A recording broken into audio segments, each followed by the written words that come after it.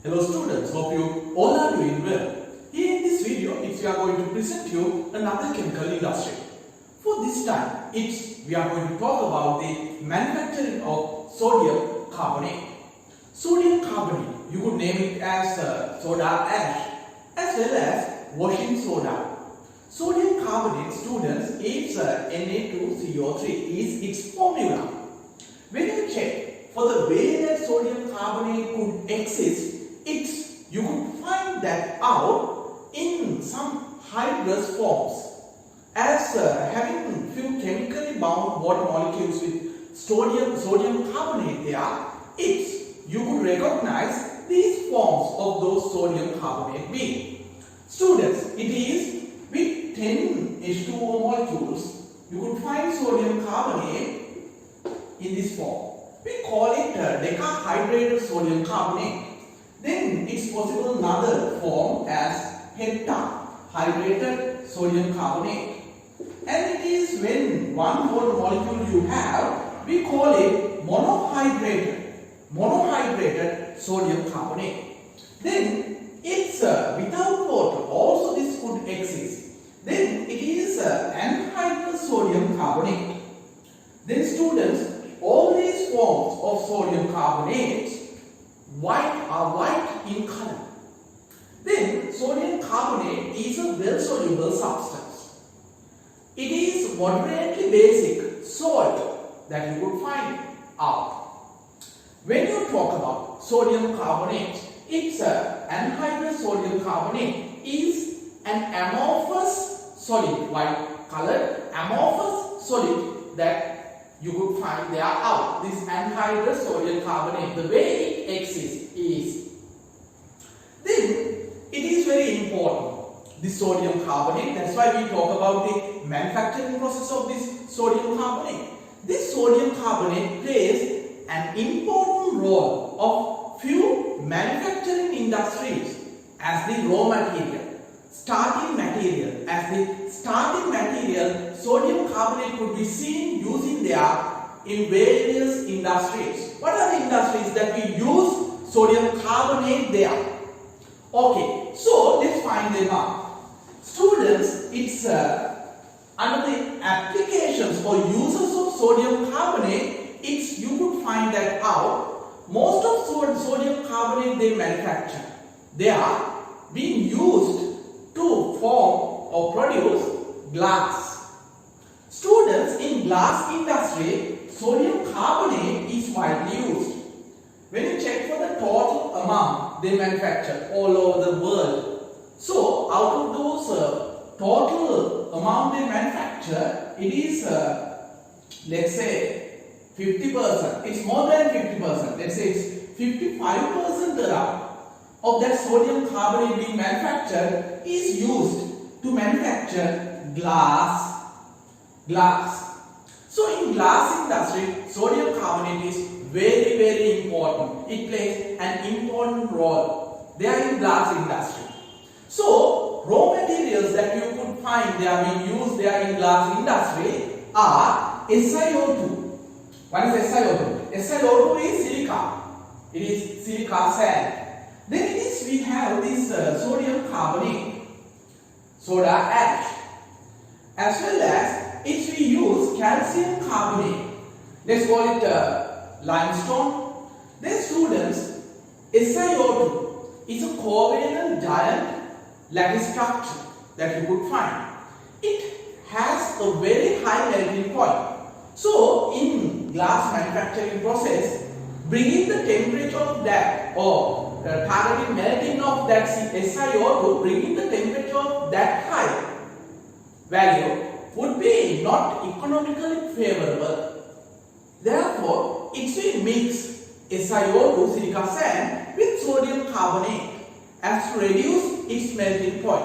So it melts at a lower temperature than its real melting point, genuine melting point of the pure substance. So there, sodium carbonate uses or it serves as a flux in that melting process. Then students, it's the glass we manufacture using SiO2 and Na2CO3 only it could be water soluble. So to avoid limestone. Powdered limestone we mix there in glasses. So we first fuse them and we add powdered limestone. So we heat them together as to manufacture glass. It is we call soda lime glass. Okay. So it's most of sodium carbonate manufacture to be seen applying or using for the manufacturing of glass. What else? What else we could use this sodium carbonate washing soda for? Students, if you could find another around 5% of sodium carbonate manufactured being used in paper industry. Paper industry. So it is used to manufacture paper pulp. In paper industry, it is sodium bisulfite, NaHSO3 is important in the separation of cellulose from lignin. So it's to manufacture that we use sodium carbonate there. Okay, so therefore students, it's in paper industry as well. We use sodium carbonate. It is 5% of total sodium carbonate manufactured is used. They are in paper industry. Manufactured in pulp. Then it's further. You would call it another 10% around of that sodium carbonate manufactured being used there in manufacturing of soap and detergent. It is in soap and detergent. You would find this sodium carbonate being used. So we call sodium carbonate, we name it as washing soda. For the reason it's in normal water it's possible to have some magnesium 2+, calcium 2+ ions, cations. We call them then hard water. So it's in removal of those cations, magnesium 2+, calcium 2+, even ferrous, iron 2+, 3+, they are used sodium carbonate. So as their carbonate precipitates, those cations will be removed from the solution. If you find those cations in laundry or in cleansing or in washing process, those cations could get precipitate, could form a scum with either soap or those detergent molecule. Then to overcome that issue, to avoid having such scummy precipitates, if we use sodium carbonate, we apply sodium carbonate in soap and detergent. So it makes that washing action more efficient by sodium carbonate being present there in soap and detergent. Then students, it's some other chemicals are formed using sodium carbonate. It's another 18% of some other chemicals are manufactured using this sodium carbonate. What are the other chemicals possible? If you could find sodium carbonate being used to manufacture sodium phosphate, sodium silicate, sodium chromate, such various chemicals are manufactured using this sodium carbonate washing soda. Then students, you could find the sodium carbonate straight being applied there in water treatments, as I have mentioned earlier, to get rid of the hardness of water. Having those cations is called the hardness of water. Then we use sodium carbonate to get rid of hardness. We call it softening of water, softening of hard water. So if we apply sodium carbonate on such water treatments, then this sodium carbonate is moderately basic substance. Therefore students, if you would find this sodium carbonate being applied there when it requires to increase the pH value of water. As let's just for an example, let's take a swimming pool. There in those water, if we use chlorine as to purify water. So in water treatments, if we use chlorine gas, we dissolve chlorine gas in water. So dissolution of chlorine gas, it gives HCl and HOCl. HCl is hydrochloric acid, and this is hypochloric acid. Both hydrochloric acids you get there, and this hypochloric acid is quite unstable, so it gives hydrochloric acid and atomic oxygen. This atomic oxygen, it serves as a germ killing, or it purifies water there. Then students, it is there. You could find this HCl left behind after treating those water with Cl2, dissolving Cl2 there. It is you get water medium being acidic. Then this HCl containing medium, let's say if it is in swimming pools, so now the pool is having HCl. So which pool would like that pool having HCl, right? Okay. So therefore we could get rid of HCl, this acidity, otherwise it could be skin and eye irritant. So therefore we could get rid of this acidity by adding sodium carbonate. How? When you apply sodium carbonate, students, carbonates could react with acids liberating carbon dioxide gas. Therefore the acidity would decrease, and when it reacts with all the HCl, it would start becoming basic. So then you could use this sodium carbonate to basify the medium. Then you could find this sodium carbonate, washing soda, being applied there in such applications as to increase the pH as well as water softening of water. Then students, it's when you treat those textile with dyes, coloring of textile, it's to feed that dye with the textile fiber, it could be seen this washing soda, sodium carbonate being applied. So it's such various applications around sodium carbonate you could find out. Then when you check for its manufacturing, its amount manufactured there all over the world. So it's a huge amount of sodium carbonate could be seen manufactured for each year.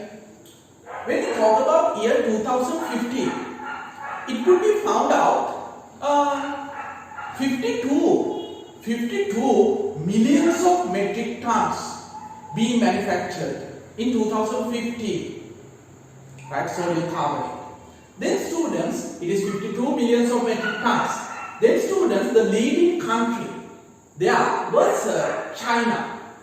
It was 46% around the participation of China towards that manufacturing. Then when you check it for the second position, it is taken by United States. It's 23% around.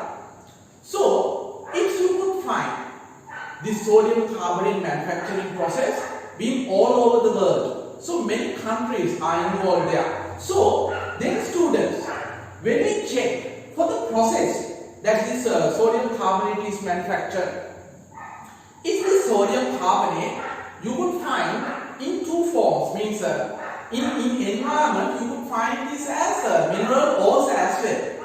Then in such countries, for an example, in 1938 in the Wyoming region of United States, they discovered new ore having sodium carbonate there. So then they figure that out. It's more cheap extracting having sodium carbonate from those is more cheaper than manufacturing of sodium carbonate using seawater or brine solution.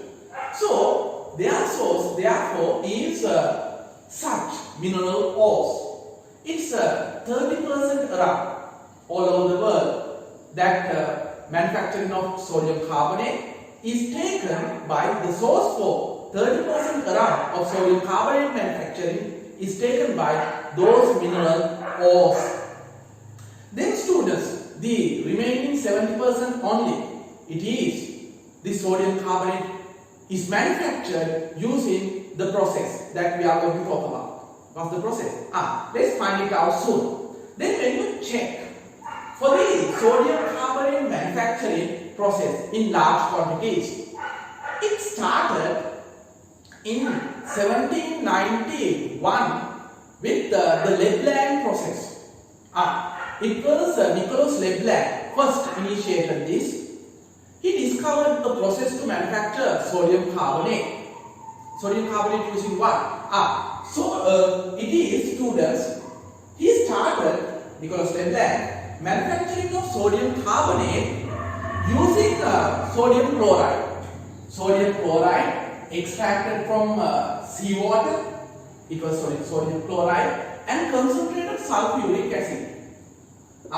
It requires sulfuric acid as well. Then after further, it was calcium carbonate used and coke. Coke was being used. These were the raw materials in Leblanc process they used.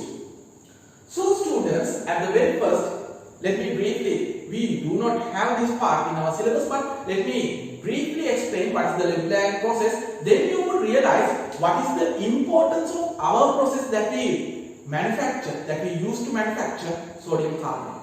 Our process, it's we call Solvent process. We'll find it out soon. Then students, before talking about the Solvent process, the earlier process was the Leblanc process. So it's I'm going to brief that. Then you would realize you could compare the differences. So you would then realize the importance of manufacturing of sodium carbonate using Solvent process. So then when we talk about the Leblanc process, we could find that out NaCl is being heated with concentrated sulfuric acid there. So it then forms HCl and sodium sulfate. Sodium sulfate. So students, this sodium sulfate and HCl form. So HCl, it evaporates as HCl fuel. This sodium sulfate, secondly, is heated with coke. So when you heat sodium sulfate with coke, you would get the respective sulfide of sodium. Then this carbon, it gets oxidized into carbon dioxide.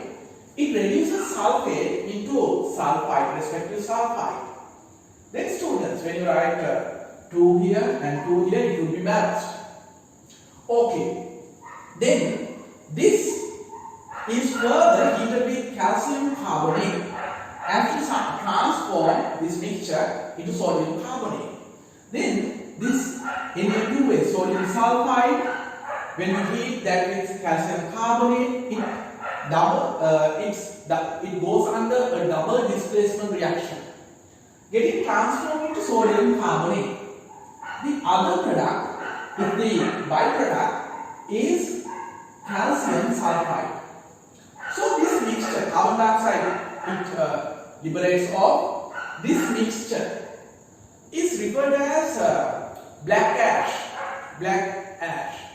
So students, it's out of this mixture, its sodium carbonate only is water soluble significantly. So when you wash this mixture with water, you will get aqueous sodium carbonate. When you then heat this aqueous sodium carbonate, you would get sodium carbonate first, those hydrous sodium carbonate forms that I have earlier mentioned.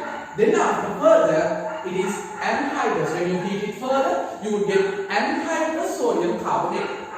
Okay, it is the Leblanc process. It is there in Leblanc process, you would be heating sodium chloride with sulfuric acid as to manufacture sodium sulfate. Then this sodium sulfate would be further heated with coke and limestone as to get sodium carbonate. Then that sodium carbonate dissolves in water. All the others remain there as non-soluble, insoluble substances. So then finally you could separate that solution. When you evaporate the solution, you could get sodium carbonate there out.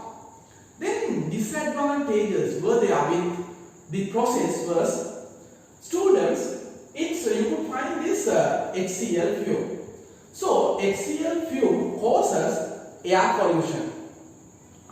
So it contributed there when they started the blend process, when they started manufacturing sodium carbonate in large quantities. It then caused air pollution by the fume of HCl. It's not only that, this sulfide having an unpleasant smell, it also contributed, means when you remove that, it is unwanted substance there, it's a byproduct form there, so that also caused the environmental pollution. It's not only that, but also these initial materials, starting material, the raw materials they used were concentrated sulfuric acid, which is quite expensive, coke. So it was not that cheap raw materials that they have used initially to manufacture sodium carbonate. More byproducts they have got, so those contributed to the environmental pollutions. Therefore, it was not that favorable, this industry, for this industry to manufacture sodium carbonate they have got was not that favorable. It was not economically also that favorable. For the reason there were some expensive raw materials being used. Then students, they seek for optional methods to manufacture sodium carbonate, as well as they seek for some methods as to transform these pollutants, byproducts, into some useful other materials. Okay. Then it was in 1861, Ernest Solvay, he invented this method first time. So, it's we could say he started manufacturing of sodium carbonate using this new method for first time in large quantities. But it is, we can't call that he was the person first invented the reaction. Anyway, so we call this the Solvay process, that the process that currently we are using as to manufacture sodium carbonate. Okay students, now we are going to find it out, the Solvay process.